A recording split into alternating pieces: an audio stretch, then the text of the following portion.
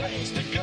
Grab a stack of rock with Mike and the metal man. Grab a stack of rock and hold on tight as hard as you can. Keyboard's here, it's time for a party. Come and see, got the comment started. Grab a stack of rock with Mike and the metal man. Grab a stack of rock and hold on tight as hard as you can. Grab a stack of rock with Mike and the metal man. Grab a stack of rock and hold on tight as hard as you can. Grab a stack of rock. Grab a stack of rock.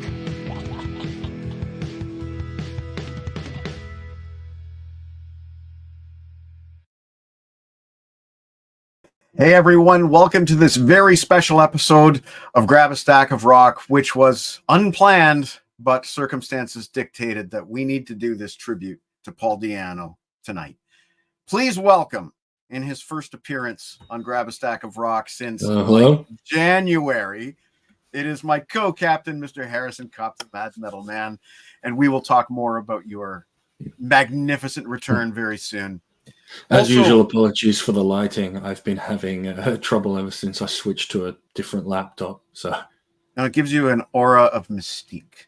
Yes, I'm and speaking of aura of mystique, we have a surprise tonight. We have a special guest. We have Mr. Peter, the Professor Jones, joining us tonight. Hello. Thanks. It's great to be here, Harrison. Pleasure, sir. Thank you so much for doing this on... Oh, yes. You guys have never met. That's correct. Yes. Harrison. No, not officially. I will tell you that this man here is probably the most knowledgeable guy when it comes to live concert Iron Maiden stuff. And we will get into all of that tonight. But without further ado, I would also like to introduce to you the man who's been co-hosting with me for the last 3 weeks in a row. Wait a minute. That's not Johnny Klauser. That's Paul Di'Anno and Steve Harris. Oh, there's Johnny Metal. And last but certainly not least, the crazy madman himself, Metal Roger. And I love this layout. We have this wonderful banner made by Harrison, and we have Paul Di'Anno at the very center here in Lego form. For those who saw the artwork at the very beginning of the show, it featured 3 eras of Paul Di'Anno. The short black-haired one shrieking into his microphone, the later shaven head with goatee Paul Di'Anno, and then finally the wheelchair and glorious white beard Paul Di'Anno. With a war horse up in the corner, an Eddie over here, and maybe, Harrison, maybe you should start by explaining who Marshall Lockjaw is.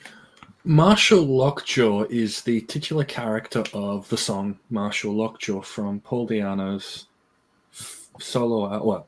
The band at the time he had was called Killers. Yes. Now, the visual inspiration for Marshall Lockjaw in the liner notes is actually a couple of additional illustrations.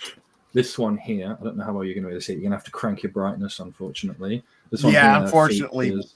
Yeah. Cyborg in a hat, red eyes, sunglasses, and somebody running to him. And then there's this illustration here. Of the sort of hat and that and the smoking body there. So that's who Marshall Lockjaw is. Great song, by the way, as well. One of the best from his solo career. Yeah, I'm in witness protection. There we go.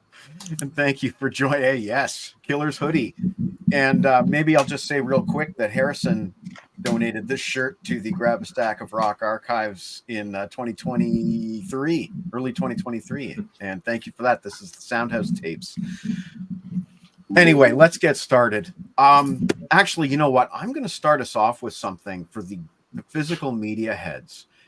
Harrison, do you have your copy of Axe Attack handy? I could run and grab it. Okay, why don't we do that? And I will start then by getting Pete Jones to discuss what we've been talking about for the last hour or so, which is Harrison's going to show us, in my opinion, the rarest Paul Di'Anno related Maiden thing that there is, because I say that because I didn't know it existed until a month ago. there is a demo version of Running Free on this thing that he's about to show us. And Pete and I were going back and forth figuring out what lineup it is. And I will let you take it from there. Well, yeah, it's, when you sent it over to me, the question was, is this pre-Iron Maiden album drummer Doug Sampson, or is it Clive Burr? And it took me, and if I'm wrong, I'll get hit by lightning, but I think I'm pretty safe. It took about 2.5 seconds to go, that's not Clive. It's Doug.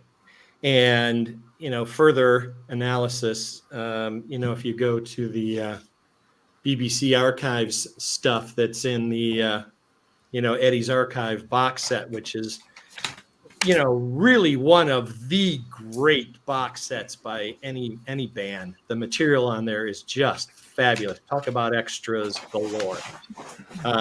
They do the version of Running Free from, pardon me, from the BBC Radio 1 in November 14th of 79. And the intros are absolutely awesome. Because that's Doug, and with Tony Parsons on the other guitar, with Paul, Dave, and Mr. Harris. So that was Tony Parsons on that. Yeah. As far as I know. Yeah, so that is confirmed. So Harrison, let's take a look at this Axe Attack record, and maybe you can tell me how you found out about this, because this is one thing that I never knew about. Right, so this actually looks identical to your one. There's no difference between this first pressing and the later pressing you got. So what Axe Attack is, it's basically an LP compilation. Is it K-Tel? Yeah, it's a K-Tel compilation. So just a collection of metal songs.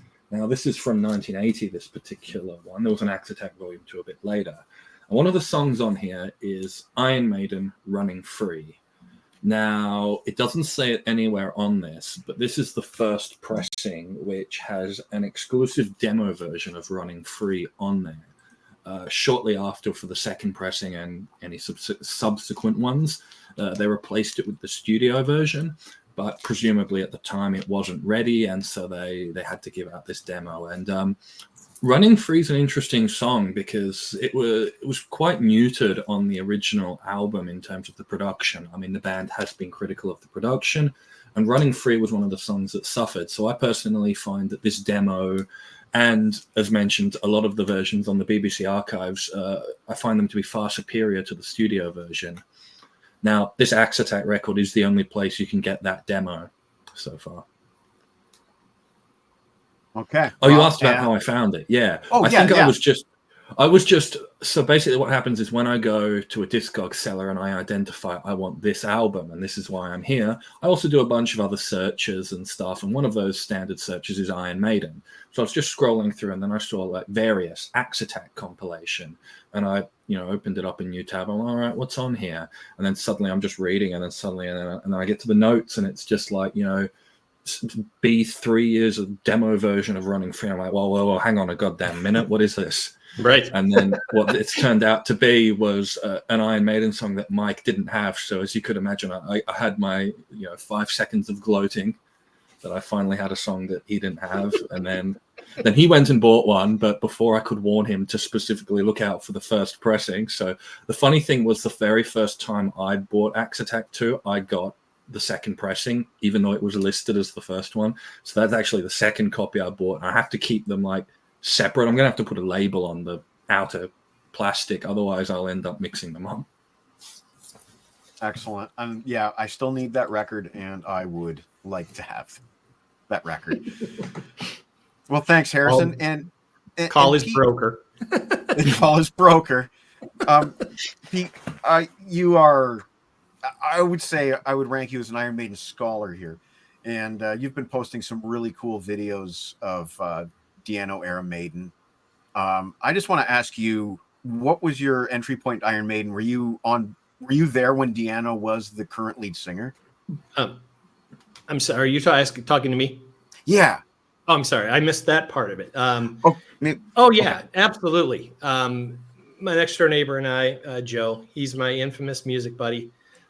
We got the debut within a week. that it was released. Wow. It never really went more than a week because we would try to go once a weekend to the record store. That was not a far bicycle ride. And we saw the album cover, and it's that classic story, and it looked cool, and the graphics were cool, and there's some cool concert shots on the back, and go, this can't suck. And it didn't. And Wow. that was the start of it. And, it's, those who are old enough to have been there from the very beginning, Paul has a very special place in our Iron Maiden history. And it will never be overshadowed, as brilliant and phenomenal as Bruce is. There's something there that's special, because I've always said this, that Bruce wouldn't really have had a band to join had Paul really been horrible and these records not done very well. That's right. I'm not attributing it at all to Paul. Okay, the band was very good. Harris was exceptionally motivated. They had great players, but whatever. But what I'm saying is, that foundation was laid there, and it was such a strong foundation that there's kind of a line for some people. It's Paul Maiden or Bruce, and then there's those who embrace all of them, but may have a leaning one way or the other. So, yeah, definitely from the very beginning. I feel the exact same way. I liken it to a situation where you have, a Dave era and a Sammy era, and you have, other bands where you've got specific eras, and some fans embrace both. Some fans prefer the original or what have you. But Paul was so unique. Even in the new wave of British heavy metal, he had a unique look with the short hair. But he had the punky approach, which was actually kind of, when you think about it, Steve Harris was not a punk fan at all. So for him to have this singer that had sort of a crossover potential was very interesting. And like you said, there would have been no band to join if not for that. It was Paul the Paul lineup that got them the record deal with EMI, with Capitol. Well, I think just my quick 2 cents is that, having heard these two records a gazillion times, I think the punk influence itself came most directly from kind of two people. Okay. Paul, again, his look and his approach, but I think the real source of it was Clive's drumming. And because Clive played with a very quick, I call it the Cobra. His right hand is just a blur. And most drummers, even Nico or anybody who plays any Maiden material, doesn't do that and changes the whole feel of the songs. So while Steve certainly doesn't embrace the punk label, you can't avoid that. And my last comment would be this. A lot of people will categorize Paul's vocals as kind of gruff or punky. I would disagree. He can do that. But when you look at Remember Tomorrow, stuff he does in Phantom of the Opera, Strange World, the middle section of Charlotte the Harlot, Prodigal Son, he could sing.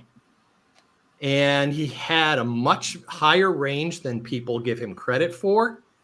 And he was wildly entertaining to watch, even if it was more minimalistic, certainly compared to the acrobats of Bruce.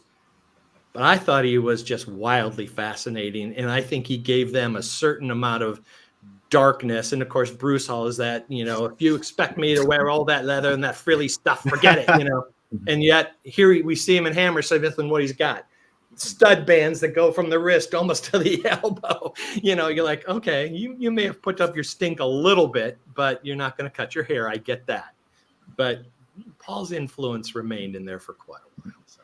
Yeah, absolutely. Pete actually just brought up something there I was going to bring up myself as well, and that's that I think history has downplayed how good of a singer Paul was because of the brilliance of Bruce. Like, you mentioned Remember Tomorrow, but you also look at, you look at Remember Tomorrow, all the songs you mentioned. Yeah, he could absolutely sing that more delicate, that softer, clearer thing. Of course, he had that aggressive mid-range on songs like Wrathchild and, most of the songs. But the thing that people tend to forget a lot is, even though he didn't have the biggest range, he had some pipes on him because he could absolutely scream.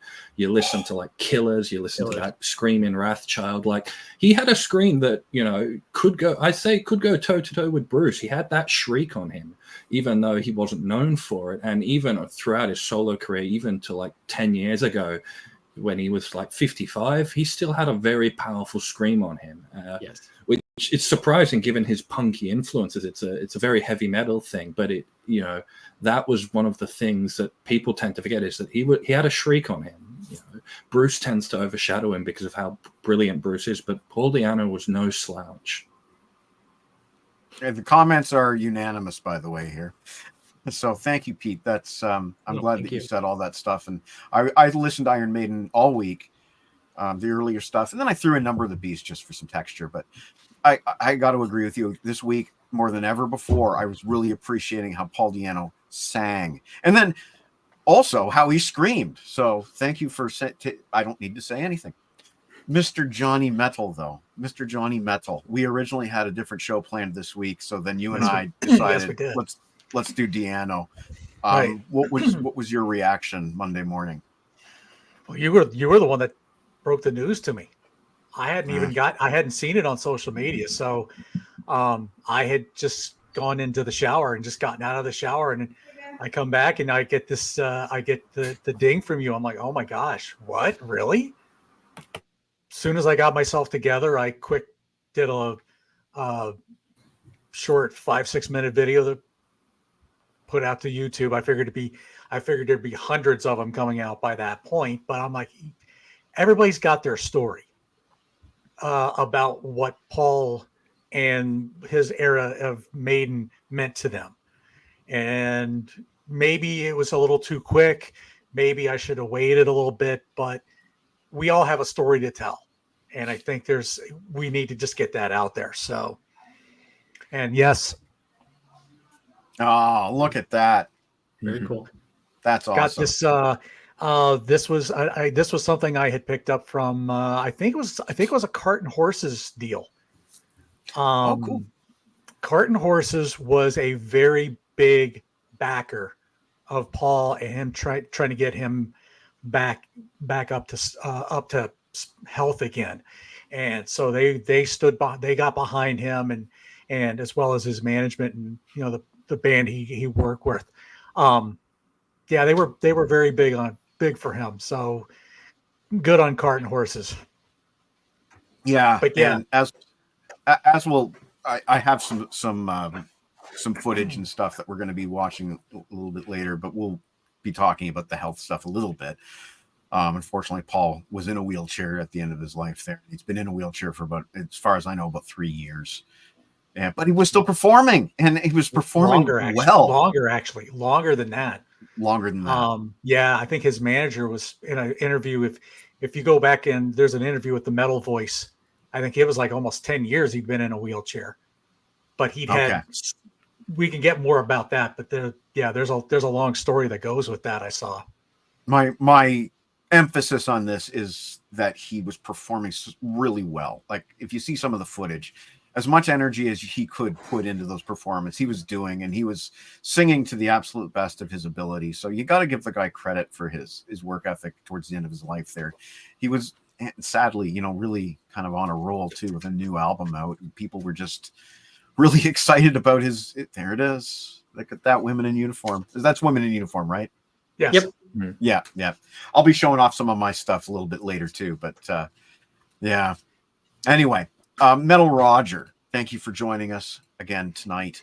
You are seeing Iron Maiden tomorrow in Toronto. I sure am. And I'm just wondering, from your perspective, I think you're probably the most recent Maiden convertee here on the panel tonight. Do you have any Paul Di'Anno favorites that, we know what the set list is, but do you have any Paul Di'Anno favorites that you wish they would be playing? Drifter. Top of my head. I was talking to Johnny Metal earlier this week, and we were really appreciating that. Yo, yo, yo, yo. The part that he does in the live concerts, and how I think Bruce did that a little bit when he was doing Drifter briefly, but it wasn't the same. Like Beast over Hammersmith. Yep. the first Which is time I often heard like him all the do lazy that. bastards from EMI up the back. The first time I heard him do that would have been on one of these singles that's included in this box set here. Yep. Is that the 10 years? Yes.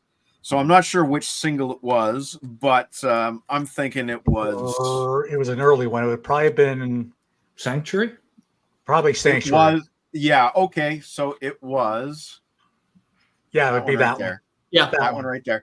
So that's Yep. the first time I ever heard Drifter with that yo, yo, yo, yo part. And I remember just being really impressed by this. I'd never heard anything quite like it before. It was immediately catchy. You immediately wanted to sing along, you know? Anyway, I hope that what song are they doing? Iron Maiden? Yeah, I they think they're do doing Iron Maiden Maiden. live. I look at the I hope- playlist. I hope that you are satisfied by just being Iron Maiden. I was gonna say Prowler too, because that was the first Mhm. Iron Maiden song I've ever heard. And Well, Prowler is one that they actually recorded with Bruce as well on one of the Seventh Son singles. I think it was The Evil That Men Do. and here's but- something that'll blow your mind. I prefer the original version. Oh, And really, I actually like the first two Iron Maiden CDs and all the Bruce stuff. And there's nothing wrong with Bruce. It's just the first two CDs to me were the perfect melding of punk and metal, which were my first two loves. So his voice to me, I compare it to Lemmy and Ozzy. Neither of them Combined? were great or are great, but what they sing fits what they're singing over perfectly. Yeah, no, totally. And in fact, maybe we'll put it to the panel here, but I don't think very many Bruce versions have the same impact, personal. Yeah, see, everybody's shaking their heads no. Except for Harrison, he's nodding in agreement. I'm nodding in agreement. So it's unanimous on the panel, basically. Although, it was Bruce's version of Running Free that I heard first because it was the new single on the Live After Death album. Live After around Death, the time, right? Yeah, right around the time I was getting into Maiden, and I heard Maiden Japan shortly thereafter. But, aside from that, the Paul versions are the go-to versions for me. Well, for me, Killers will always be my top ranked Maiden record. It's going to stay there for the rest of its life. And the thing about Bruce is you can look at it as a gradual stepping stone. When Bruce was doing the Paul era material on the Beast on the Road tour, those were way more acceptable to me because it still had Clive. And because it had Clive, the songs felt right. So everything else was the same, and Bruce could then do what Bruce does. As soon as they shifted to Peace of Mind and Clive was replaced by Nico, who, before he put anything crazy in the comments, I absolutely adore, but he's a completely different drummer. And those feels totally changed, and the combination of not having Paul and Clive made those songs from those first two records really hard for me, as great as Bruce is and as great as Nico is. They're really hard for me to listen to. I agree. I agree with that 100%. For anybody who's watching who doesn't understand, Pete is a drummer, so he really, I mean, if anybody's going to appreciate the drumming on a record on this panel, it's Pete Jones. And I think from an objective perspective, whether how you feel personally or which drumming style you prefer, you can't deny there was a shift in drumming style and it changed the feel of the music. That's undeniable. That is objectively true. Anyway, I just want to take my turn on the panel to I want to turn the stage over to a friend of mine, Brian Richards, who was at the Iron Maiden concert earlier this week when Bruce Dickinson made his little tribute to Paul Di'Anno. So Brian was there. I'm going to play his video, and then I'm going to watch Bruce's statement. It was beautiful. and it deserves to be seen on the show here tonight. So that's what I'm going to do with my turn. First, I'm going to turn it over to Brian Richards. Now, this is a vertical video, so unfortunately, Harrison's going to disappear. So, Harrison, if you need to go take a break, now's the time. Here is Brian Richards, and he is in Minneapolis, Minnesota, and he saw Iron Maiden the other night. Hey, Mike, thanks for giving me the opportunity to sit in for a couple minutes on your show tonight, and hopefully give you a little bit of context for the Bruce Dickinson video tribute to Paul Di'Anno from the St. Paul concert the other night. I was fortunate enough to have attended that show, and I had general admission floor tickets, so I was right down in the pit, right in front of Bruce and the rest of the band when he did that. It occurred during the Senjutsu portion of the set. They were introing the song The Time Machine, one of their new tracks, and Bruce was talking about, normally I'd tell a funny story here and whatnot, but tonight I don't want to be a downer for all the proceedings going on at all, but we need to mention our friend and bandmate Paul Di'Anno, who passed away the other day. You probably know about it. If you didn't, you know about it now. And he went on to just talk about how great of a band member and a friend Paul Di'Anno was to everybody in the band, and how influential he was in the early days of Maiden. And also, he made mention of some of Paul's solo projects like Battle Zone and some of the other things that he did later in life. And really stressing the fact that rock and roll meant everything to Paul right up into his last days. And it was a very touching tribute.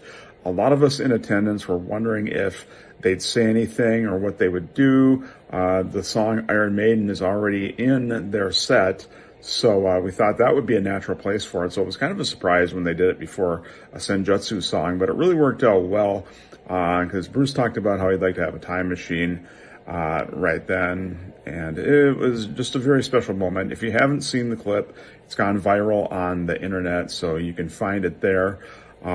Again, thanks for having me on tonight, guys. I appreciate it. Good luck with the show, and up the irons. Yes. Up the irons. Thank you, Brian. And you don't have to go elsewhere on YouTube. Don't go elsewhere on YouTube. We're going to run that Bruce Dickinson bit right now. Here it is. I guess it was St. Paul. I said the wrong city. St. Paul, Minnesota. Here's Bruce Dickinson with his tribute to Paul Di'Anno. I was watching Back to the Future last night on TV, and it's true. It is 1.21 gigawatts of power that you need to put a DeLorean through the portal of time itself. I normally tell a story about that. We have a bit of fun. But tonight is, I don't want to put a downer on the proceeding at all, because our friend, our band member, Paul Di'Anno, passed away, as you are probably aware. And if you're not aware of that fact, you are now. So, Paul was instrumental in the first two albums, groundbreaking with Killers and the first album, an amazing voice, devoted to rock and roll right up till the last minute of his life.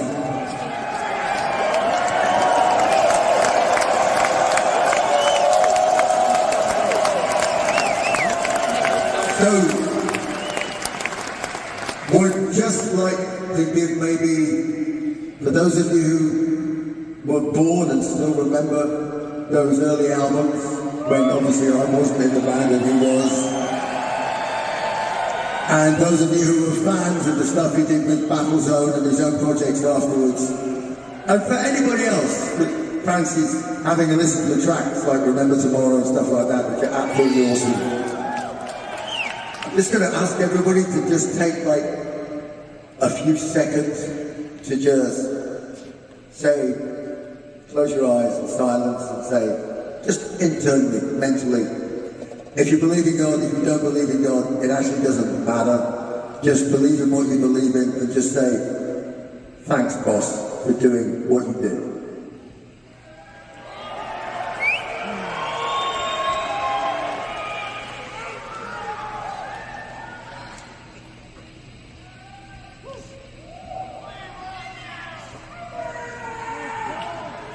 So, Paul if you're listening,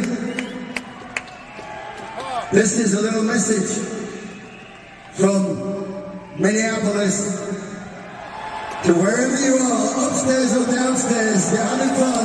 Minneapolis, for Paul Di'Anno, scream for me! I can't fucking hear you, and he can't fucking hear you!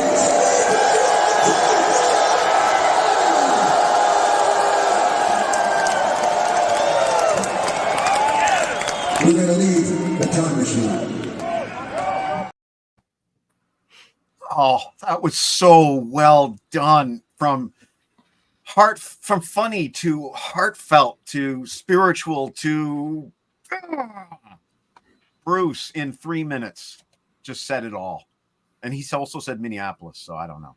I'm just gonna. They're sister cities, so it's okay. Okay. Anyway, that was absolutely lovely, and I was really glad that he said something, because Maiden are not the kind of band that really do things like alter their set lists or, you know, make statements. So for them to do that was really, really cool, and that was so beautiful. Anyway, Harrison, you are as I was telling Pete earlier, you are the expert, in my opinion, on all things live Iron Maiden. The Beat Club show that you are so fond of is no longer up on YouTube, I understand. But do you have any suggestions for those who need to check out some live Paul Di'Anno? Give me some direction, my friend. Just in Maiden or in general? No, in general, across the board. 'Cause I know you know. Well, I'm going to start with Maiden. So obviously, BBC Archives, if you can get the set, or if you can just get it separately, yes. BBC Archives has some great stuff on it. Live at the Rainbow is the only official video live footage. That's an awesome show. It's an awesome 6 songs or 5 songs, however many they play. As mentioned, yes, the Beat Club 1981 performance. The broadcasted 5 or 6 songs is still on YouTube, but at one point Beat Club uploaded the full thing. It has since been taken down, unfortunately, but if that ever goes up again, or if you manage to find someone who's downloaded that show, give it a watch. It's a wonderful show, and there's some wonderful little behind the scenes tidbits between the songs that would usually get cut out of a video release. Now, if you can find it, there is this is basically a bootleg. It's a soundboard bootleg from the show either before or after the night that was recorded for Made in Japan. It's got 16 songs from the Japan shows, and then I've Got the Fire from the Marquee show. Fantastic show. Great to hear. It's more or less the full Made in Japan. I saw someone in the comments was asking for an expanded release. If you can find this, pick it up. Harrison? All right. May I jump in for a second? Absolutely. One of the beauties of being home with kids for almost 19 years is you learn to hunt the internet and find every site you can find to find these bootlegs. I've got a run of the shows from Japan, and there is versions of the full 23rd out there, 18 tracks in all. And they really do sound great. And, it's really an era of the band that is just kind of almost never mentioned, and I think too, we have to talk about the other cover. Yes, please. With Paul's head. I'm going to zoom in on you, Pete. I'm going to zoom in on you so we can see this up close. There it is. And, which I think is absolutely classic. That's a great cover. And the combination of the tracks from the first 2 records, they really just dug in deep and filled up those set lists and played a lot of material. They play Strange World. Like, when's the last time that happened? Yeah. And it's an era of the band. The other one too is, if you get the Reading show from 80, which is really great. You probably have that one handy there. Yeah. And of course that one's with Dennis. And Maiden was really good at I would say, testing out or kind of premiering songs from upcoming records that would show up in their set lists. You know, they were really good about that, and they would test them out and try them out, and then they would show up on the subsequent studio record. And so you're always getting surprises from them. And, you know, their set lists weren't nearly as cut and dry and formulated as they used to be. So I just wanted to throw that in. Yeah, they play non-album track at the time. Twilight Zone, you know, there's a guitar solo from Dave Murray. There's a Mr. Clive Burr on drums, gets a drum solo. Yeah, Strange World is actually on the set from the 23rd. Yeah. I'm such a physical media person that I just forgot that bootlegs like this are just on YouTube and just available on the internet. So this really isn't rare to find unless you want it physically. Right. Now, Mike has a Maiden bootleg. So before I go on to Paul's solo career... Oh, yes, I should show that, shouldn't I? Yes. I haven't heard this one, so you'll have to pitch in for this bit. So, you know, who knows if the credits on the back are accurate half the time. This is called Another Live, and it's not that uncommon. I've seen it on shelves more than just the one time that I bought it. I also want to just... Sorry, I was on another train of thought earlier because I just wanted to answer Henry's question here, which is, yeah, they did. They played I've Got the Fire by Montrose live. And Women in Uniform by Skyhooks as a cover. Yeah. So, yeah. Anyway, track list on this is Wrathchild, Purgatory, Sanctuary, Remember Tomorrow, Another Life, Twilight Zone, Strange World, Murders in the Rue Morgue, Iron Maiden, Transylvania, and Drifter. Outstanding. 51 minutes. It says it's Kosai Nenkin Hall in Nagoya, Japan, May 23rd, 1981. But, you know, I never trust some random bootleg. They're just as frequently incorrect with, you know, even something as simple as the spelling of the names. But check out the inner cover here. It's hard to see, but it's Iron Maiden dressed up as samurai with Eddie, which I always thought was cool. But yeah, that's my only Paul Di'Anno Iron Maiden bootleg that I own. Thanks for reminding me. All right, so I'm going to move on to Paul's solo career now. Now, the very first thing he did in 1984, he basically formed a band by the name of Di'Anno, and they released an album. And then they went on to tour that album live. Now, of all his solo ventures, this first Di'Anno album is the most, and its subsequent tour is the most sort of like far removed from anything else that he ever did, because this album and the live performances, the songs on here are, you know, Paul Di'Anno was never pop, but this is as close he got to it. The songs are bright and peppy. And when he played live, so this is live from London. This is from 1984. It's the DVD is not from 1984. The performance is from 1984. And they play the whole album. They play no Maiden songs on this first tour. Paul made a big point of playing no Maiden songs on his first on his first solo tour. Apparently, according to history, this did not go down well with the audience. But if you're a fan of the Di'Anno era, the Di'Anno self-titled album era, I mean, this is a great DVD. They play the whole album. They play a then unreleased.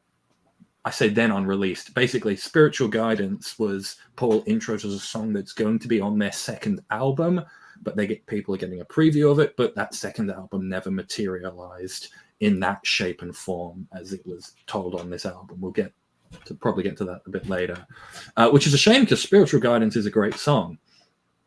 He also does two covers on this. He does You Really Got Me. And the one that I really, really like is Don't Let Me Be Misunderstood, the Animals tune. Now, Paul always had a very unique set of influences. We'll touch on that a bit later as well. What he's done here, and I really love this cover. It's like my favorite song on the whole album and one of my favorite covers he's ever done. He sped it up and the main riff is done as a guitar harmony. So it sounds phenomenal, this cover. And sort of like the last thing I'm going to say about this album, this is an Australian DVD issuing. So some record label over here was like, the Australians have got to hear this. And I love that. All right, so as I'm going on, because I'm doing this chronologically, I'll sort of run through some of the other solo ventures he did, even if they didn't have accompanying live stuff. So after Di'Anno folded, they never got that second album. He was in Gog Magog, which was a supergroup with Clive Burr, Neil Murray, Yannick Gers, and the fourth man. I know. Escapes me. But Paul was very they all did, or Gog Magog did, was released. Clive Bird, did you say? Yeah, I said Clive. Okay. Was released a 3-song EP called I Will Be There. Paul was very critical of his time in Gog Magog, in particular about the fact that the band members weren't actually allowed to write any material. Right. So that quickly went nowhere, fizzled out. And then, as Bruce mentioned, he came back with Battlezone in 1986. Now, Battlezone is the part of his career that I'm least familiar with. They released 2 albums, 86 and 87.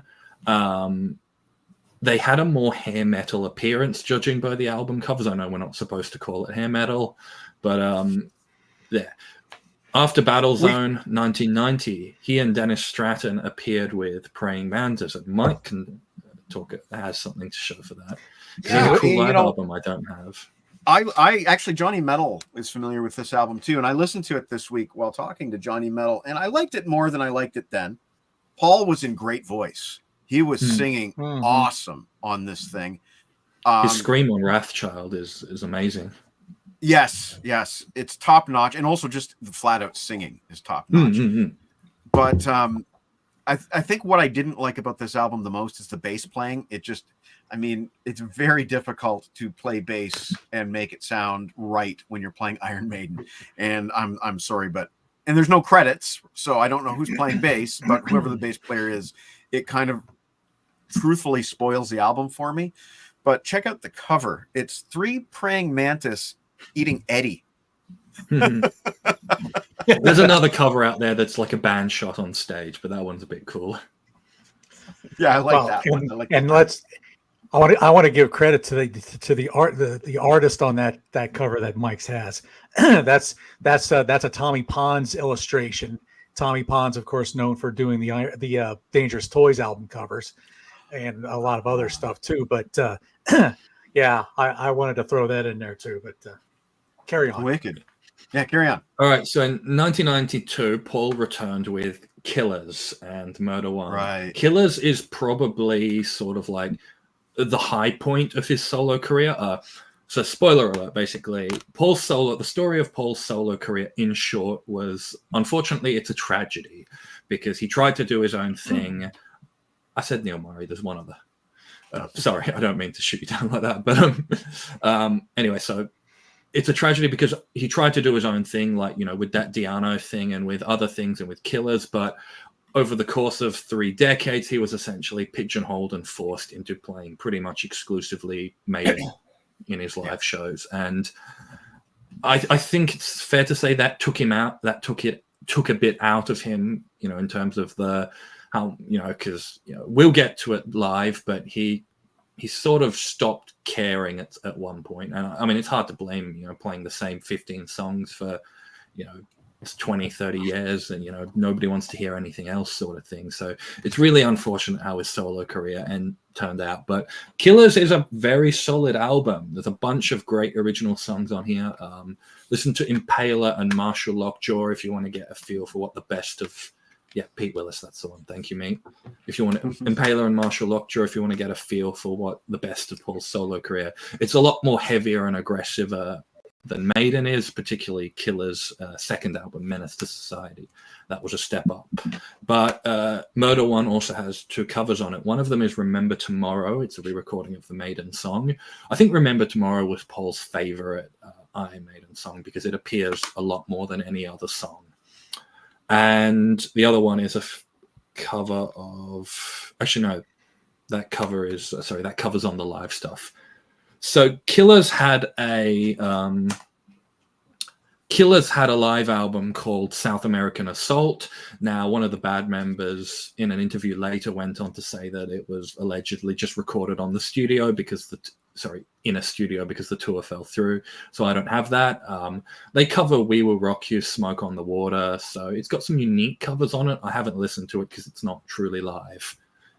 So then around the turn of the century, there was a lot of things going on. Like he reformed Battlezone for an album in 1998.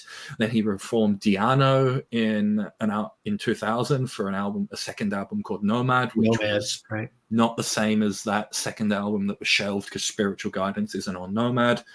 He also had a couple of archive releases out. This one here is phenomenal. It's called The Beast Live, or if you're looking at the back cover, it's The Live Beast. This is archive recordings. There's 10 it's all covers, unfortunately, but they're phenomenal. I think it's phenomenal. I think it's great. 9 Iron Maiden songs and then Women in Uniform. And the jury's still out, I think, as to whether the record label company guy who put this together knew that it was not a Maiden song or just shoved it on there anyway and thought it was a Maiden original. But, if you, for some reason, ever thought that the original Iron Maiden albums, 2 albums with Paul Di'Anno, just needed to be a bit heavier and more aggressive, this album has you. Paul's in phenomenal voice. He's a bit older in age. He's more aggressive, and that sort of suits this new take that he has on the songs. Killers also had a live album out around this time as well called Live at the Whiskey. It was recorded in 2000. I have heard bits of it. It sounds great. It's sort of the counterpart to this album because it's got more Killers songs on it. It's the same sort of performance, really aggressive and great. It's on the way in the mail to me. I bought it shortly before he passed. So unfortunately, I didn't have to show it off. So now the turn of this century is sort of where that downhill slide goes because he stopped sort of releasing original music and his set lists became more and more Maiden dominated. And there was an accompanying, I don't mean to speak ill of him, but he sort of put less effort into his singing. It's not that he was sloppy. It's more that he just didn't put the effort in as much to his singing. So we're going to go to 2003 DVD, The Beast in the East. It's a recording of a show in Poland from 2003. And you can sort of compare with each release. Like, this is still a great show. He still sounds great. He's singing pretty great here. But you can just sort of hear a very slight sort of, there's a lot of Maiden songs in the set. There's still stuff like Impaler, Martial Lockjaw, and a cover that he covered a lot, which was The Faith Healer from the sensational Alex Harvey Band. He loved that song. He always he covered it a lot. So then, you go to Hell Over Waltrop. Once again, it's a good show, but it's just a little bit sloppier than the last one, sort of thing. Like, they're still great shows. They're still very listenable, but this has a pretty similar set list of Impaler, Martial Lockjaw, Faith Healer, a bunch of Maiden songs. And Blitzkrieg Bop, which he usually ends his sets with. So, yeah, it's unfortunate, but you can sort of see this sort of downward slide as he just stopped caring a bit. And this culminated in 2015 with The Beast Arises, where people speculate he was drunk during the show. It's not a good look. It's not a great show. Sort of after The Beast Arises, he started putting in more effort to sort of like to the end of his life. He sort of turned it around a bit. But sort of Beast Arises is the nutty, and I don't want to focus on the negative too much. It's not the worst thing I've ever heard, but it's very clear at the time he didn't really care too much about it. It still has the only official live version of Purgatory you can get, so there is that. And then, sorry, were you going to say something, Mike? No, that's interesting. But then again, you're the guy who knows this stuff.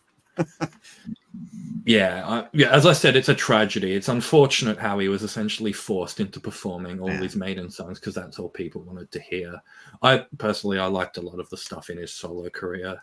But, as I mentioned, he sort of turned it around a bit, and we get his first album of new material with this year, Paul Di'Anno's Warhorse. This is a very solid album. It's got a lot of original songs on it that are quite good, very solid. And there's a couple of covers on here too. The first is Tequila, which is mostly instrumental. But the one that I want to talk about more is Depeche Mode's Precious. I mentioned that Paul Di'Anno had a lot of unique influences. Like, he's covered Play That Funky Music. He did that really well, I think. And I think Precious is a really, really good cover, and it's a really good song. I think it's one of the highlights of that album. It's a bit more ballady. It's not as synth pop as Depeche Mode could be at times, but I think Johnny Klauser will agree with me. It's a great cover, and this is a great album. So he went out on a high note. another little Warhorse thing he did too. But Oh, I wasn't. Oh, is that like an EP? I wasn't aware of that. this is actually a DVD. Oh, neat. Signed.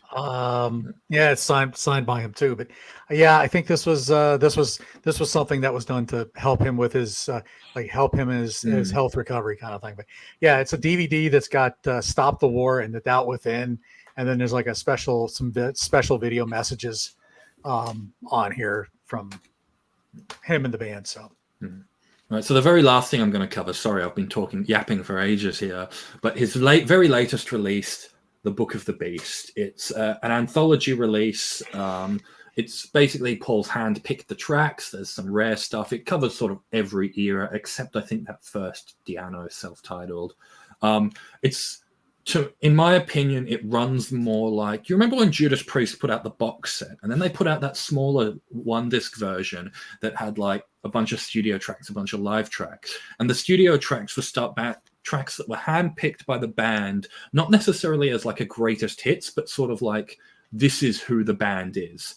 So it's this album sort of runs more as like this is the stuff that Paul was really happy with and some of his favorite stuff, but it's not as much of a greatest hits, I think, because it's missing stuff like Impaler and Martial Lockjaw. I know I keep coming back to those two, but they're some of the best that his solo career had to offer, I think. It also comes with a bonus DVD of live stuff, and I'll just get up what's on here, because there is some cool stuff on here. Here's the track listing. Sorry, it's here in the notes. I could go off the top of my head, but here we are. So there's some acoustic performances of some Maiden songs and one of his solo songs. There's some promotional videos for some of the singles he had out at the time. These videos actually aren't too good quality. They're a bit pixelated. Audio's fine. It's just pictures a bit iffy. There's an Italy 1995 performance of a song called 3 Words, which is a bit of a rarity.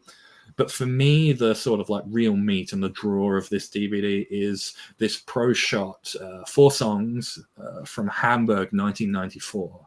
Paul's phenomenal voice here. He sounds amazing. He's coming across really aggressive. The guitars and the rest of the instrumentation complement that really well. And he's putting in a killer performance.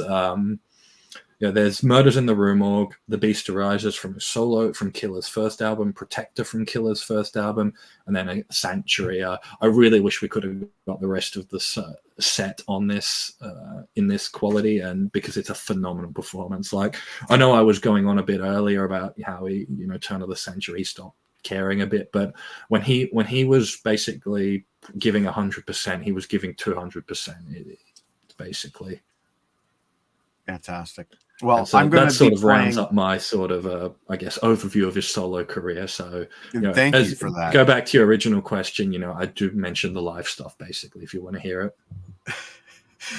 What's that? Sorry, I didn't catch that last part. Sorry, I was like, to answer your original question, I did sort of like basically. Oh yes, all the live no, stuff. You did, and I thank you. I honestly didn't know that you had that much Di'Anno in your collection, so that's awesome. The only thing I wanted to add to what you said is when we come back to my turn, I'm going to be playing an interview with Paul's former guitar player, Steph Honn, and he echoes a lot of what you said about. Well, we'll get there. Yeah. Anyway. Sorry, I just want to say one last thing about this Book of the Beast. There are 2 new recordings here. The only 2 Iron Maiden songs he has on this here are re-recordings. They're duets. So the first is Wrathchild with the Dragon Force singer. But the real cool one is Remember Tomorrow, a duet with Tony Martin. Oh yes. That's cool. Tony Martin of Black Sabbath. As if Tony's old, so I don't mean to be disrespectful. He's old, so he stays a little more to the lower register than he's famous for, but he still puts in a very good performance. I just want to say, don't expect him to be shrieking like Cat Martin used to in the 80s. No, yes, we must be realistic. Yeah.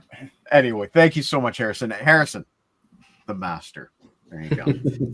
But from the master to the professor, I want to again dial it back to 1982. So, do you remember hearing about Paul Di'Anno leaving Iron Maiden, and do you remember what the vibe was in the metal community at the time when the word came out that Paul was being replaced? Well, yeah. And here's the thing. Again, when you live something in real time, you don't have the ability to have the hindsight and the reflection and everything that we have now. Of course. Again, I've always said, well, I'll be much smarter tomorrow than I am today. And that's just a fact. That's just how things work. You don't know what is going to happen. You don't know how the outlook looks. You don't know if it's going to be successful or not.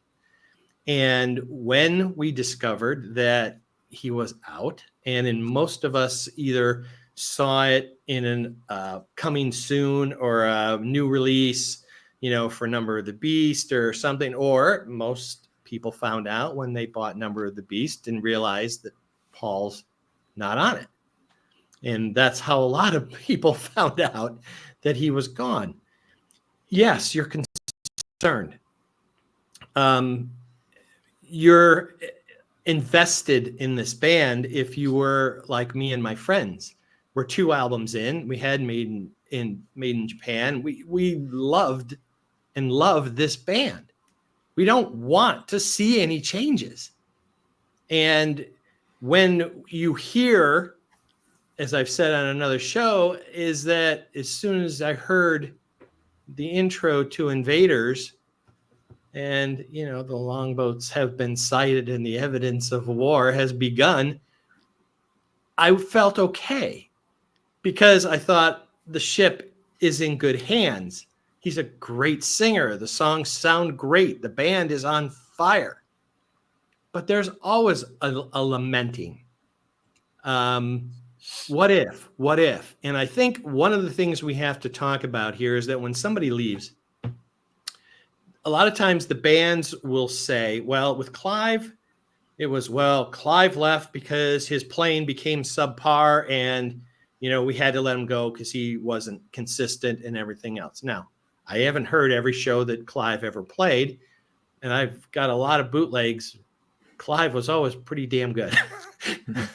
Now, again, I'm not in the inner workings. We don't know what that's like. And with Paul, was it his vocals or was it his perceived lack of direction or energy or focus? Was it health? We can speculate and go back and forth, and people have said things here and there. And then you get well, we wanted to be more creative and we wanted to go different directions. Paul couldn't have done that. To which I say, crap. And here's where the rubber meets the road. Here's the chicken and the egg. You get Bruce, and now Steve is the main writer. Do you write songs that accommodate the talent of the new person you have, or was he just going to keep writing and say Bruce fit in? Well, we can kind of answer that. And the same thing was true when Clive left. You've got Nico, and Bruce makes fun of it in the early days. You're like, oh, wait, he can do this, but he can also do this. Can you do this and do this while you do this? You can. They're having fun because he's a very prolific and very technically independent drummer. So the point is that if Bruce hadn't come in, they would have written what would have worked with Paul and Clive and Number of the Beast. If they'd kept the same title, who knows, whatever. It's a what if.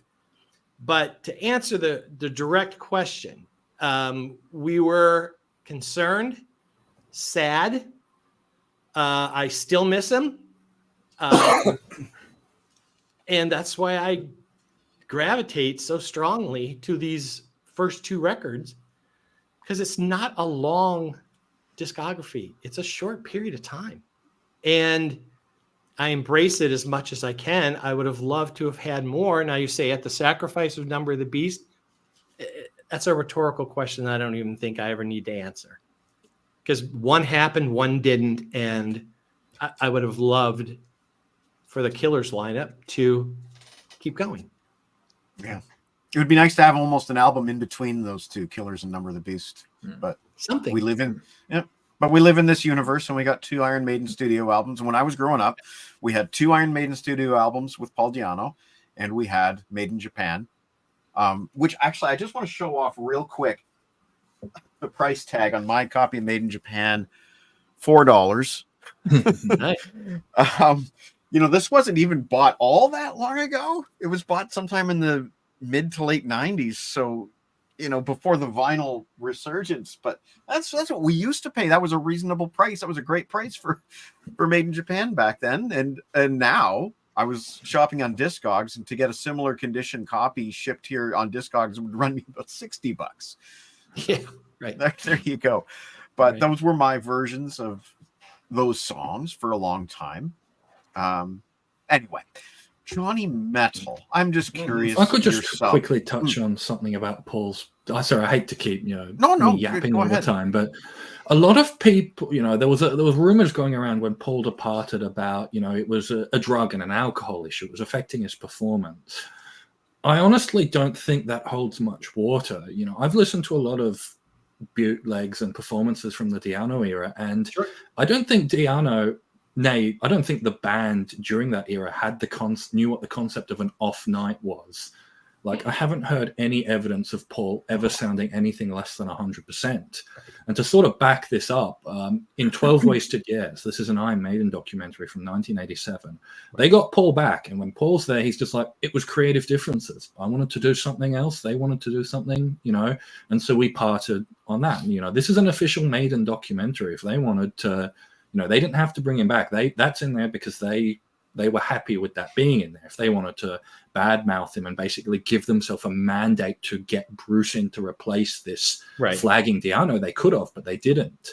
And the other thing I think that backs us up is that when Di'Anno left, as I mentioned, he didn't play Maiden. He went and did his own thing. So I honestly believe that there was that creative differences that was a large reason for the split. I don't think it was a performance issue. And as Pete mentioned, Clive as well, I don't think Pete mentioned he hadn't heard any evidence of Clive having an off day sort of thing. So, those rumors of drug and alcohol abuse, yes, he may have gotten into the alcohol and that a bit more later in his career. I don't think it was that was the reason why he left. Right. No, and in his book, The Beast, Paul Di'Anno says that he left because he wasn't feeling the music anymore as much as he was. He didn't feel like he was on stage giving 110% because he wasn't feeling the music direction. And that's what he said in his book, whether that's revisionist or what have you. That's what he said. I think history corroborates that, as I sort of mentioned. And so does this interview with Steph Honn that I'm going to run in a bit just to hype it up a bit more. Johnny Metal, you have some cool Di'Anno stuff there. When you were growing up, you had the 12-inch singles, didn't you? Yes, I wish I still had them. Yeah, I wish I still had those. Boy, those were some beauts.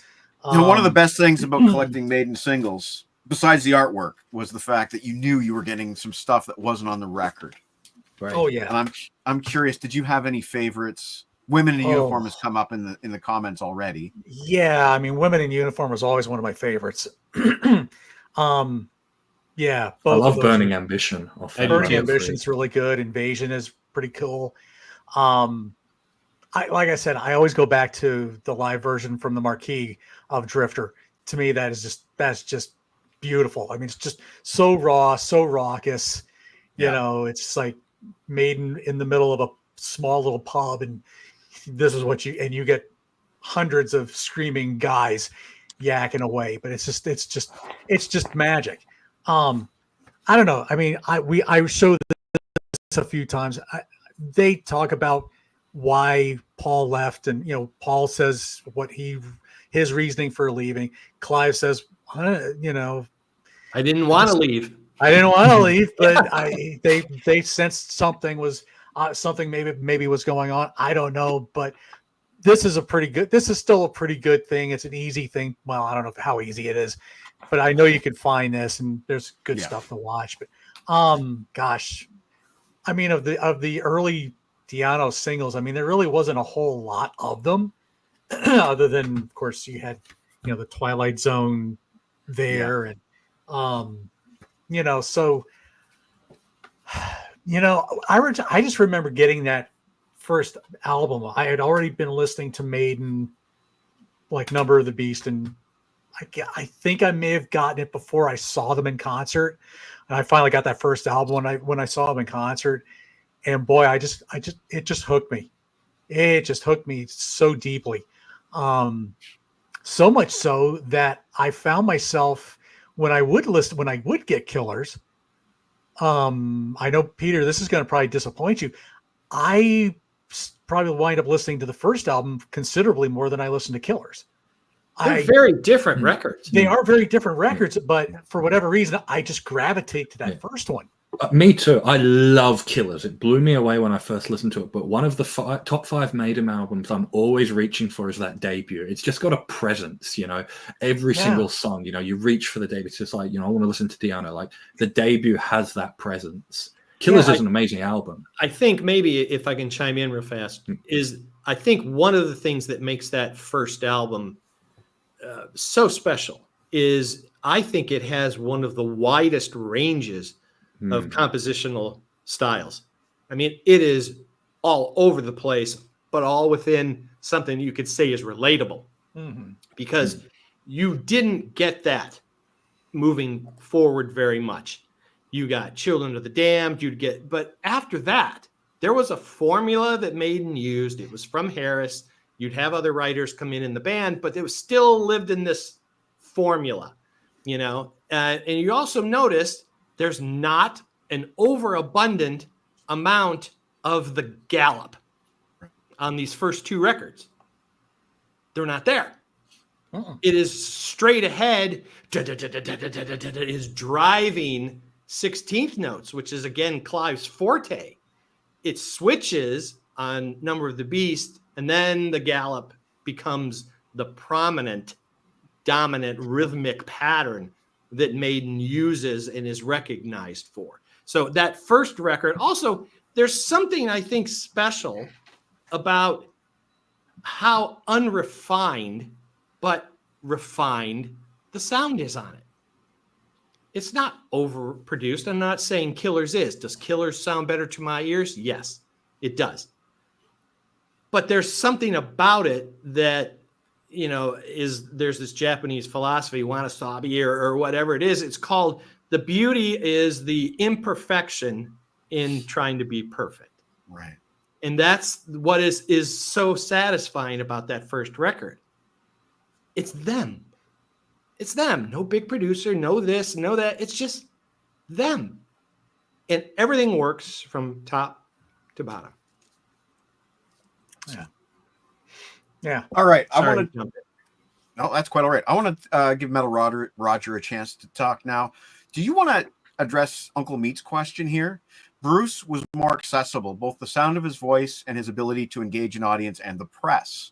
Do you guys agree more or less? I do. I think Bruce has a more, engaging personality might not be the word, but certainly he's hosted television programs and whatnot.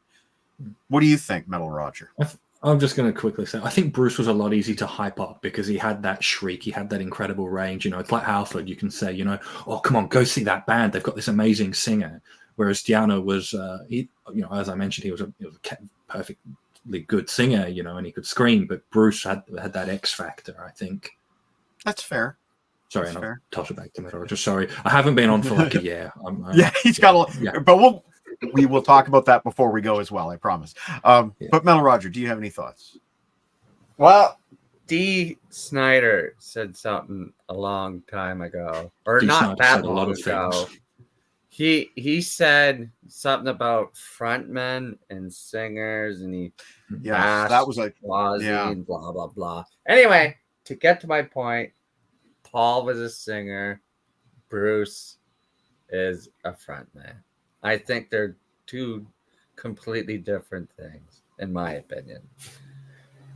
And I think Maiden needed a frontman. I think I know what you're saying. Steve Harris might have disagreed. Who could also early days. Yeah, I get what you're saying. I don't think that I want to knock. I don't think that's a knock on Paul's frontman style, because obviously we did say earlier that whole yo, how he just have the audience in the palm of his hand, you know. So obviously there's certain frontman skills there, but that's in a small club, and then you get into these big, what we call in Canada, we call them hockey barns, but these big arenas. Right. And Bruce Dickinson can fill one of those. He's got a very expressive personality. He was built for those kind of stages, you know, in my opinion. But, you know, there's something to be said. My personal favorite kind of concert going experience is more seeing those small club shows, and seeing a guy like Paul Di'Anno command a stage in one of those clubs must have been a magnificent experience to me. But Bruce was the guy for those big stages, you know, running. Somebody mentioned the acrobatics. It might've been Pete. Somebody mentioned the acrobatics. You know, they didn't have the room for Paul Di'Anno to run very far in those clubs, but Bruce took advantage of all of that stuff. There's pictures of him jumping off risers and all that stuff. So, well, you know, Uncle Meat also asked as a follow-up to that, Mike, is, you know, he asked if Bruce doesn't come in, and this is where everything really comes to a head, would Maiden have become the international phenomenon they had become, right, if he had stayed? To which I say, I don't know.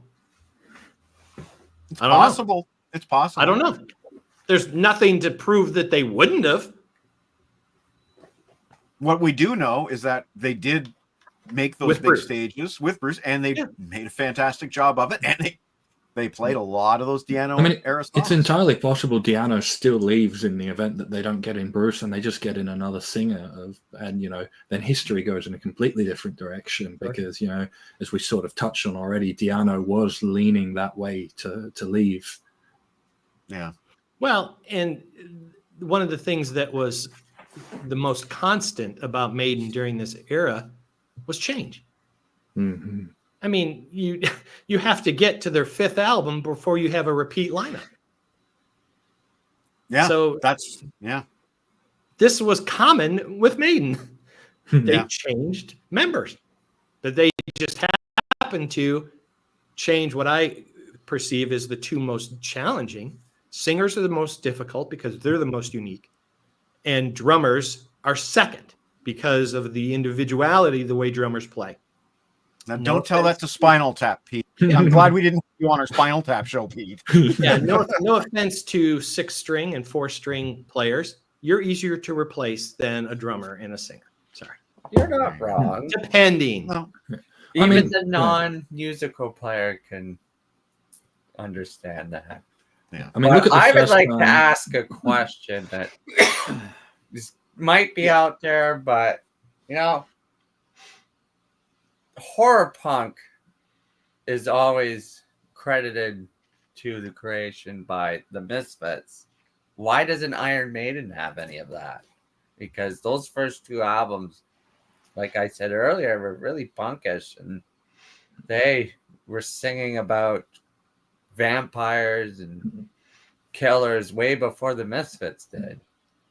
If I had My to guess is answer because that- Maiden talked down about punk all the time, and they, you know, they hated punk. So I doubt anyone in the punk community wants to give them, you know, props for anything, considering how much they hate the scene. And it's like they were. Steve And Harris, it's like Paul was the punk guy that they were trying to make a metal guy. And also, Roger, as an old fogey who lived through that era, there was a segregation of genres that doesn't exist in the same way today. You know, like metal guys with long hair couldn't listen to punk, and vice versa. You know, there were physical rumbles in the streets. Yeah, no. Anyway. I was friends with an old retired, we'll say biker, and he used to tell me stories about punk versus metal and all that. And it's true. Forgot about that. But Paul's look and his sound was enough to brought some of embrace. that. He was enough to embrace that punk fan base, even though it was a lot more proggier metal sound. And then when you have Eddie with his spiked hair and punky look, that also attracted the punk part too. So you had some crossover, even though Steve didn't want anything to do with it. It's just that's how it just worked out, and it was a good combination. Okay, so listen, I want to play this interview by Steph, or with Steph. It's 4 minutes long. Then I want to read an email that I received from my good friend Thor out in Denmark about Paul Di'Anno, and then we'll go around and get our final thoughts, okay? So let's check out this interview with Steph Honn. He played guitar, I'm not sure exactly what era, with Paul Di'Anno, and we asked him, or rather Harrison asked him, a question. Mr. Harrison Kopp had a question regarding your time playing with Paul Di'Anno. He wants to know if anything was ever recorded live with you and Paul. There's a lot of videos on YouTube. Okay. There's a whole concert on YouTube. A whole concert? Yeah. I can send you the link when we're done. Sure. The sound is not that great because it's a soundboard, I think. But there's the whole show. There's a lot of things. The thing we didn't rehearse here. Nothing. I'm sorry, I didn't hear that. We didn't rehearse with Paul Di'Anno. We just met on stage, basically. That was pretty scary. I mean, with the band, we rehearsed like 5 times only. I mean, Iron Maiden is not that easy because we have to be very sync with the other guitar player. Otherwise, it's just crap.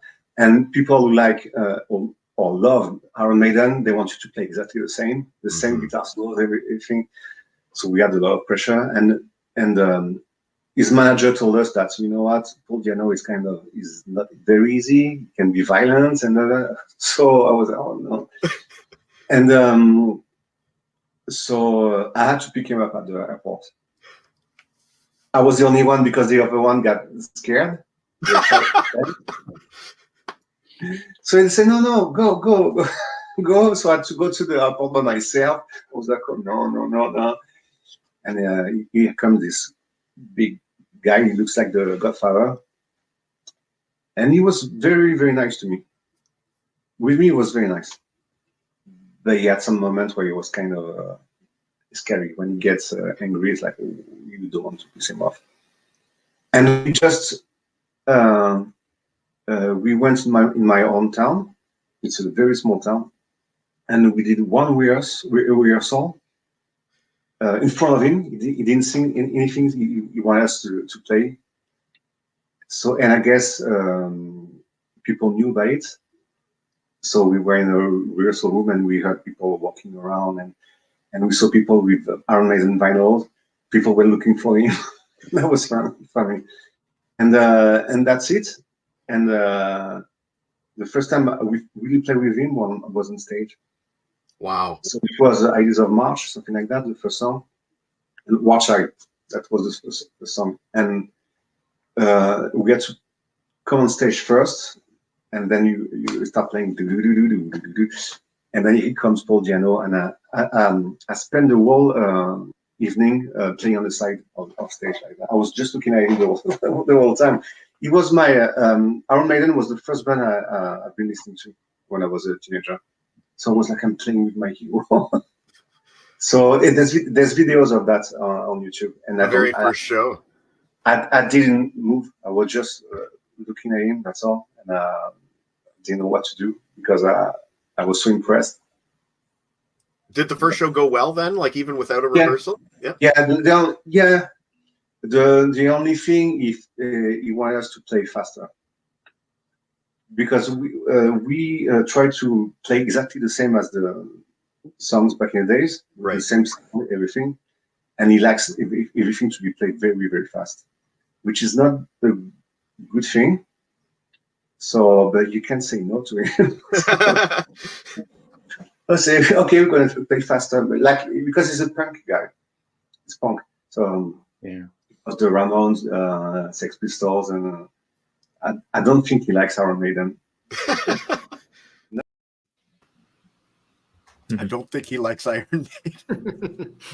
There was a second interview that I'm not going to run for time reasons, where he mentions that he was trying to encourage Paul to go back to his punk roots and make something a little bit more like that first Iron Maiden album, but that Paul was seemingly going to do this metal thing and so on and so forth. Yeah, for a punk guy, he never really touched punk again after he left Maiden. You know, it's all like heavy metal, and then that Di'Anno self-titled.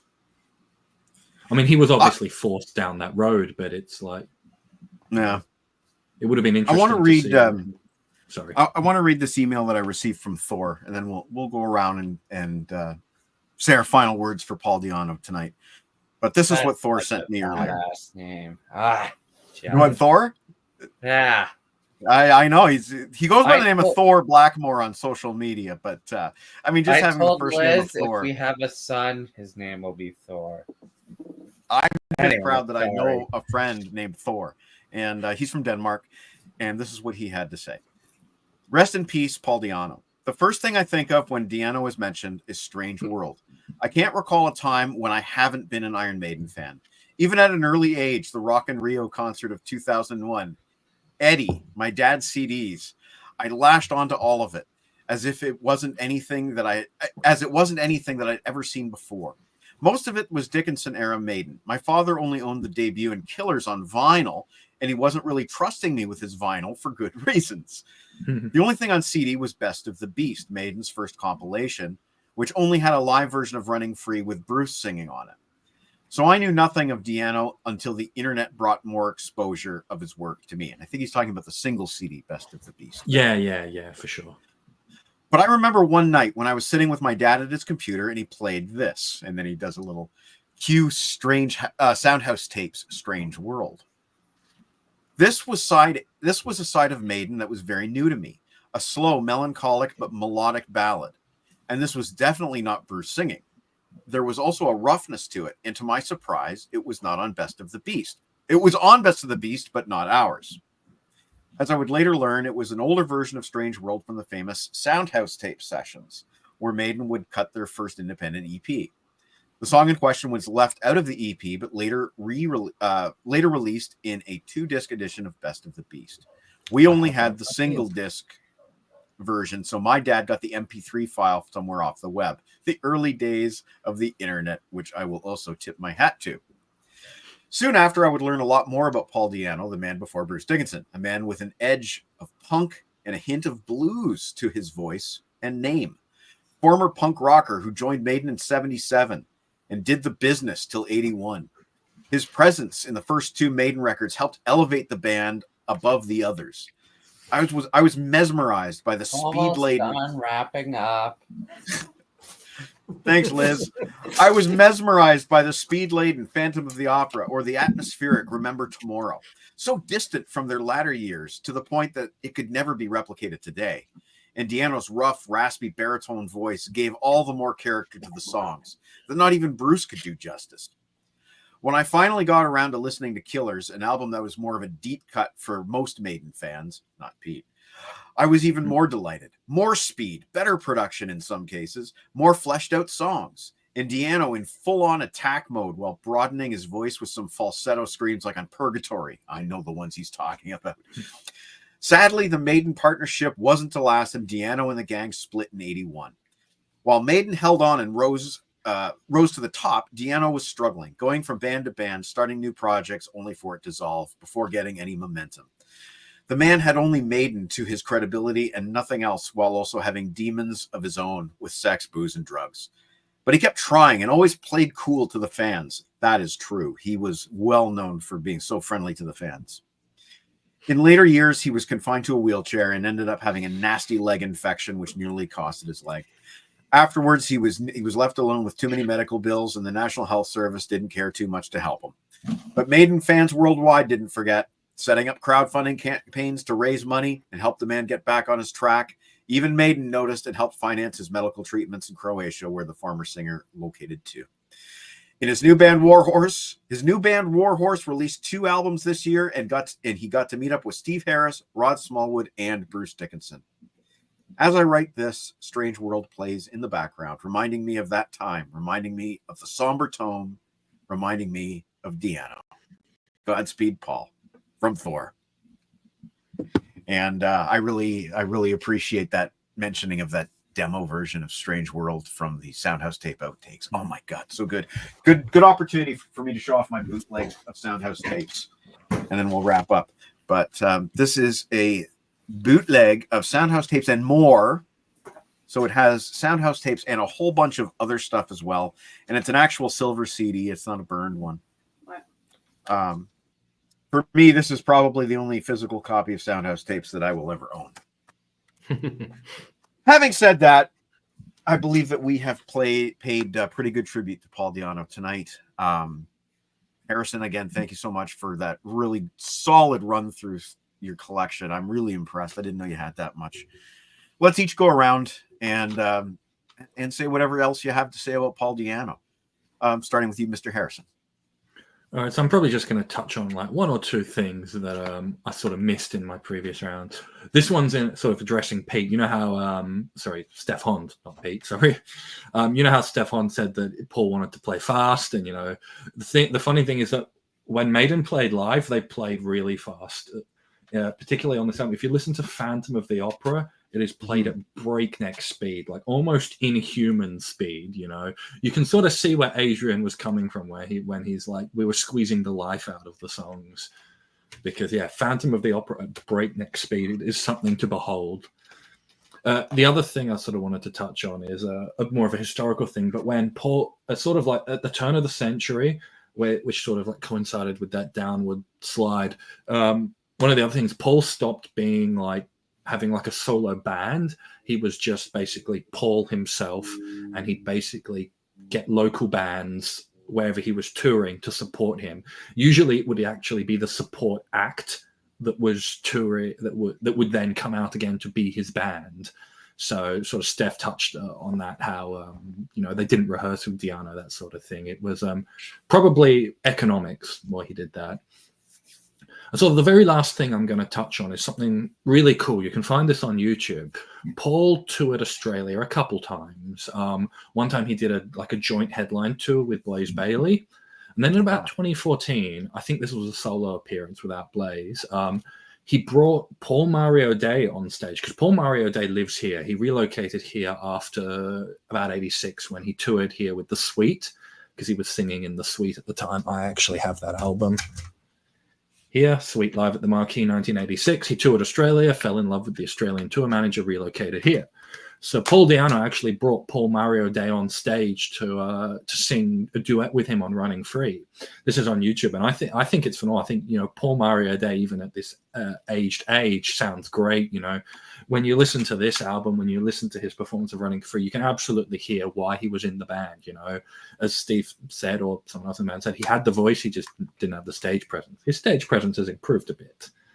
But he absolutely had the voice. So I thought it was really cool of Paul to bring out Paul Mario Day for that appearance. And so just to sum it up, sort of, I've said a lot of things, but the one thing that I want to say about Paul Di'Anno is, even though he might not have always been 100% in the later years, when he gave 100%, he gave 200%.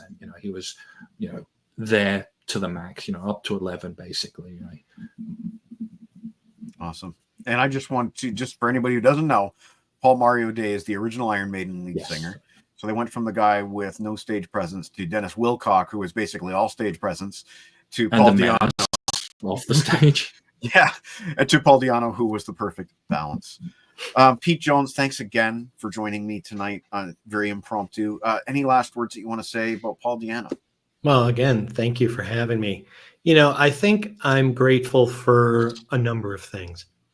And the one I want to specifically touch on is that when bands have members leave, sometimes the degree of civility can be very questionable.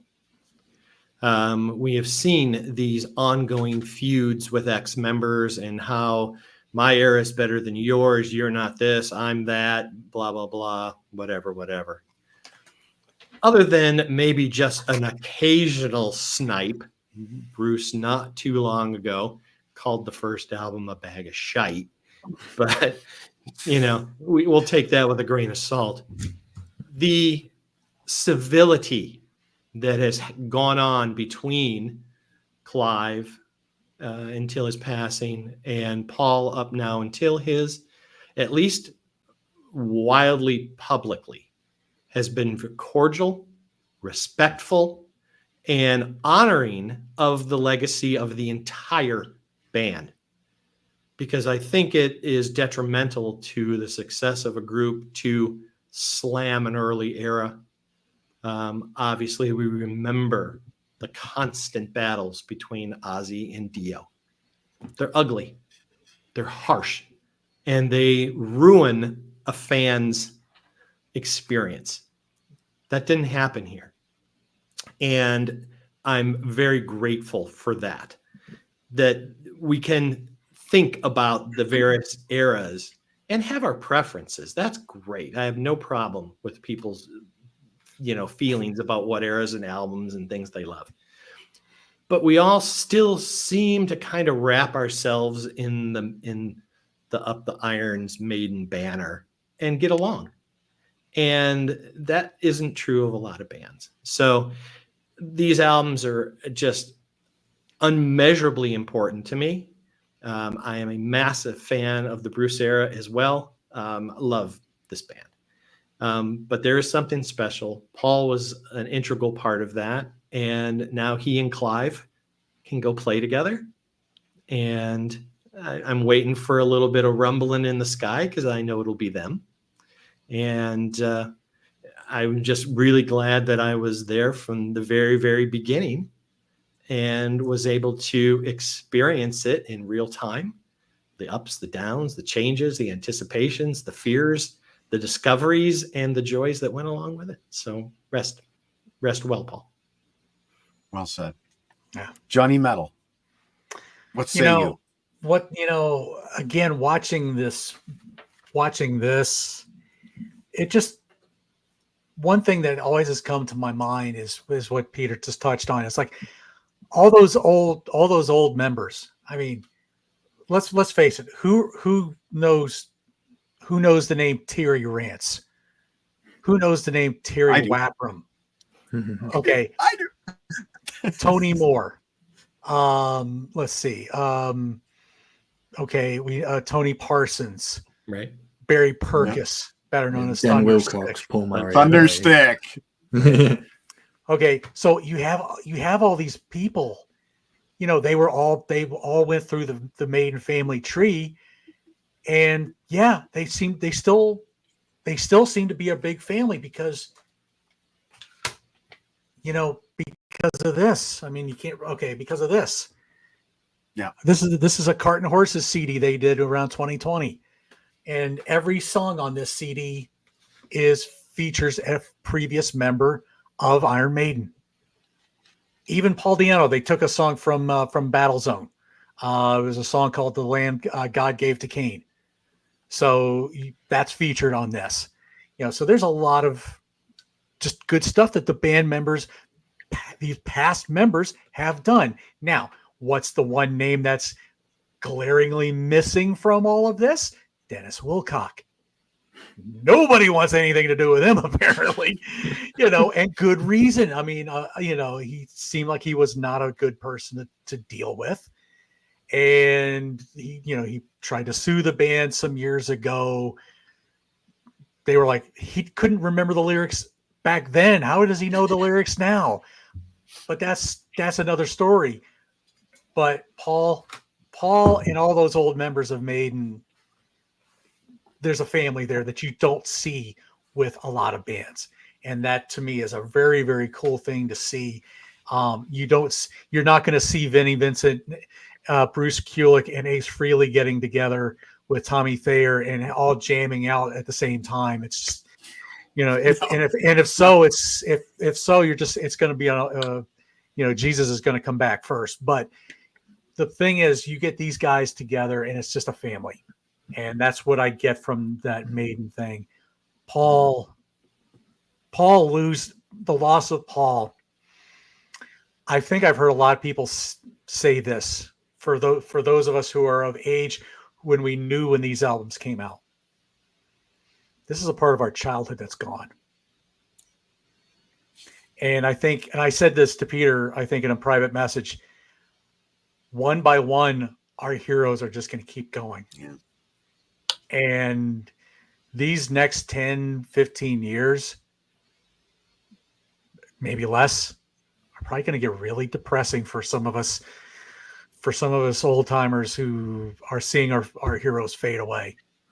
So Paul Di'Anno, wherever you are, my friend, thank you for those. Thank you for what you gave to Iron Maiden, and just thank you for what you gave to the world. And I'm sorry that you had to deal with what you had to deal with in the last 10 years of your life with your health issues. Well said, Johnny Metal. Metal Roger, you are going to see Iron Maiden tomorrow night. Have a wonderful night. I can't wait to hear all about it. What are your final thoughts about Paul Di'Anno? Yeah, I did this when Lemmy died, so take a swig for the phone. I didn't know they made that. Jack and Coke. There you go. It's called Lemmy now. There you go. So that's for Paul. You know, I despite what you said at the beginning, how I'm the newest fan, there's 3 bands that I can't remember a time that I haven't listened to them. That's AC/DC, Metallica, and Iron Maiden. So kind of feels like, I don't know, it's hard to explain. I've yet to see Iron Maiden live, which Well, that's changing in 24 hours. yeah. I've done a lot of cool stuff, but I think that's gonna be it's gonna be it's awesome. gonna be Iron Maiden, then my wedding. Yeah, that's correct. And then That's Metallica, and then I'm gonna go get dinner. With you. I might already have said to that let you in go. We love you, Roger, Liz. I already you need said to that go. because Liz is here. I obviously Yeah, but you might be in shit now. They're all tied. Excellent. Anyway, everyone said everything I could think of. Really, there's nothing else to say other than thank you. It's really shitty when, like, I'm not as old as you guys, but Wow. Hey, There it is. I mean that in a There it nice is. way. I'm not old. Well, you're probably younger than me. Oh, for sure. Anyway, as I was trying to say, Damn, terribly, Harrison. it's I mean, if you sad. want to feel old, I'm as old as Iron Maiden's reunion era, Oh, which is now God. half their career.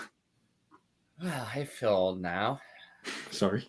It's all right. I have T-shirts that's older than Harrison. I have CDs that are older than me, a lot of them. Probably wondering where the CD is. Uh, But anyway, regardless, Roger, Thank you, Roger. I can't wait to hear all about Maiden tomorrow night. And well said. As for myself, I'm I gonna was actually going to say one more thing, though. Yeah, please. This is the least amount of talking I've done in many years, and I thoroughly enjoyed it. So thank you, you two. Well, these guys are easy to listen to. Let's face it. Yeah. The amount of talking I block out from Liz is We're gonna witness a murder. I do like that we have some comedy here at the end. yes. We could change this photo a little more easily there, sir. Oh, we could. Actually, Harrison, can you put Roger's head on there and we'll send that to Liz?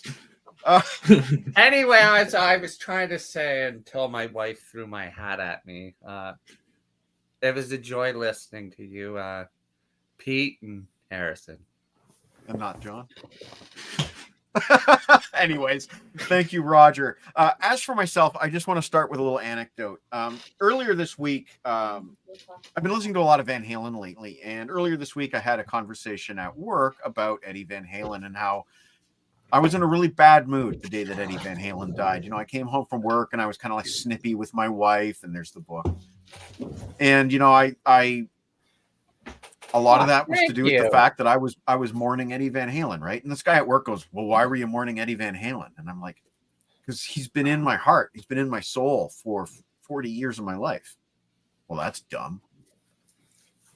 And so when I sit here and I think about Paul Di'Anno, who has also been in my life for 40 years, roughly, in my soul, since the first time I heard Women in Uniform, likely, either that or the Made in Japan EP. I'm allowed to mourn that, you know, I'm allowed to feel sad. And I do, because how many times did I sit in my bedroom as a teenager with the Iron Maiden album playing whatever was bugging me, whether it be kids at school picking on me or whatever. Didn't that album make me feel great? Didn't that album make me feel strong? And didn't that album make me feel like those kids couldn't touch me? Yes, all of that stuff. And so much of that has to do with Paul Di'Anno. You know, he is in here. He is in my heart. He's in all of your hearts. All of these songs that he sang on, co-wrote, whatever. I mean, when I was growing up, the first metal band, quote unquote metal band that I liked, not including Quiet Riot, was Wasp. The second was Iron Maiden. And it was like this. Here's Wasp. Iron Maiden's coming. And then it was like that, you know. Iron Maiden were my favorite band, and I collected all the buttons.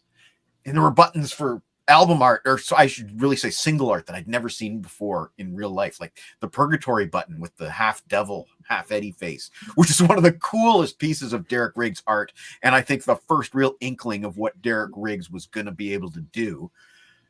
We're like, what is that? We didn't know any of those Paul Di'Anno B-sides at the time. And these records were out of print by the time we were getting into Iron Maiden, but we were learning, and I had a real gravitation, especially to that first Iron Maiden album, which a lot of people, for some reason, trash. But I want to make a happy announcement today that Harrison's going to be so thrilled about, which is I've spent the entire week listening to Iron Maiden. And man, I love Killers now. Harrison knows I used to rank Killers. Harrison knows I used to rank Killers as my second least favorite, with No Prayer for the Dying at the very bottom. But man, Killers is clicking with me, dude. I listened to it like twice again today, and songs like Purgatory and Prodigal Son are finally speaking to me. Everything is speaking to me, man. Everything. Can I make you jealous, by the way? Yeah. Iron Maiden tomorrow, 2 weeks Wasp. Oh, that's awesome. And in between that, King Diamond. Well, that's awesome. Good for you, my friend. Anyway, that's all I wanted to say. Paul Di'Anno has been in my soul since childhood, and I am allowed to feel sad. To the guy at work, you're wrong. I think everybody in the panel agrees. Anyway, that's it. That's a wrap. I think Paul would be happy with what we had to say tonight. Look at that. Thank you, Johnny. I always like to go around and talk about what we have coming up. In this case, I just next week we have a very special show. It was supposed to be Harrison's return next week, but unfortunately he had to come in early this week. Mm-hmm. But Harrison, you have been away since basically January of this year. This is your first show back. Yeah. Late Feb, okay. Sorry, but next, for me, these dates are like seared into my brain, sort of thing. I imagine so. I have missed you, my friend. I'm so happy to have you back. But next week is your real official return. We are doing Harrison's comeback special. We are doing whatever the heck Harrison wants to do. What can you tell us about what's happening next week on Grab a Stag of Rock? Well, it's the 2-year anniversary, so we're doing a throwback to the early days, just showing off whatever we have around. I've got a lot of things. My 3 rounds, I'll give you a preview of the sort of the thing. The first round will be new stuff that I've gotten into. The second round will be bootlegs, because I've picked up a lot of cool bootlegs. And the third round will be like grail items and things that I've had my eye on for a long time. And then after that, we'll be doing ranking the Mad Max films. Yes, the following week with Peter Kerr. That is November 7th, 8th, whatever that. I think it's the 8th. Yeah, I think so. Look, that's I have props. There it is. We're going to be doing the Mad Max films, all 5. Do I have that right? Yes. Yeah, I'm going to be breaking the rules, though. I'm not talking about Thunderdome. What? Okay. Hey, Harrison's allowed. He's always been the rule breaker of this show. Okay, he's cool. He's the Catino here. Yes. Anyway, I'm really looking forward to the next few weeks with you, Harrison. Stay tuned. Mr. Jones, you're always up to something. Can you tell us anything that you've got coming out on YouTube or anywhere else in the near future? Oh, yeah. I'm was part of Mr. Metals, Accept series, Up to the Limit, and my episode on Restless and Wild is out there. I just did, and I'm so excited for him. I did my 3rd episode with Tom Crulis on his Crulis Mania, where we did Made in Japan versus Made in Europe. And this is not even shameless plug. This is like big plug because I'm kind of proud of it. It's busting the numbers. It is exploding to a level of which both of us are completely astonished. I'm not taking any credit. It's his channel. But I'm so excited for him because this is a really strong feather and I'm hoping that it just really elevates his channel moving forward. So I'm super proud of that. I've always got something coming out with Mr. Kerr. We just did our favorite and least favorite rainbow. We've done a Deep Purple Mark II before that. So we've always got something going on in the Deep Purple series over there. I've got contrarian stuff that has come out, and so I stay busy, but to acknowledge by the grace and thanks, because I'm a wandering minstrel. People ask me, I'm not sure why, but they do. They ask me to come join them, and I just it's about their channel. I just try and do as much as I can to help them grow and help and just be a part of the system. So I'm always got something going on. So, well, thank you, sir. I really appreciate it. Again, short notice, like I contacted you someone 4 hours ago. Something like that. Yeah. But so thank you. And Johnny Metal, I know you are in the midst of Accept. You just did Eat the Heat this week, which I'm going to be watching tomorrow. Yep. Continuing next week with the first new Udo reunion album. There we go. And you've got tons of stuff. You got tons of pokers in the oven. Yeah. We're both going to be on the Contrarians again next Wednesday. Yep. And what else you got cooking? Well, I've been getting the random here of doing just something random video wise. So sometimes I'll post something there, but just to go back to Peter and his numbers, I was actually looking at the view counts on the Accept series, and right now his is in the lead. His has more views than even the first episode that had Martin Popoff on it. So that's saying something. So so that's a good thing. So yeah, when Peter's on, people listen, and I think that's a strong testament to him. So because he definitely has some. It's a master class when you're listening to Peter. But anyway, no, as far as anything else I've got, just random stuff that if I'm on Grants, Contrarians, and then just focusing on the Accept series and just kind of take it from there. And, I know Roger wants to do something with the Carsons, but it seems like Ben and Jason have kind of gone in different directions in their lives and so forth. So they're making crappy country music. Yeah. So it's so getting them to get together has been a little bit challenging, but hopefully one day we can get that back together too. But right now just taking one day at a time. And also thank you for co-hosting here for basically the last month. Some of those episodes were very impromptu as well, but we had some good times when we did Spinal Tap and when we did A Mighty Wind. My goodness, those were some great shows. Mm-hmm. And Metal Roger, I am sure we will have you back to talk about Iron Maiden again in 2025.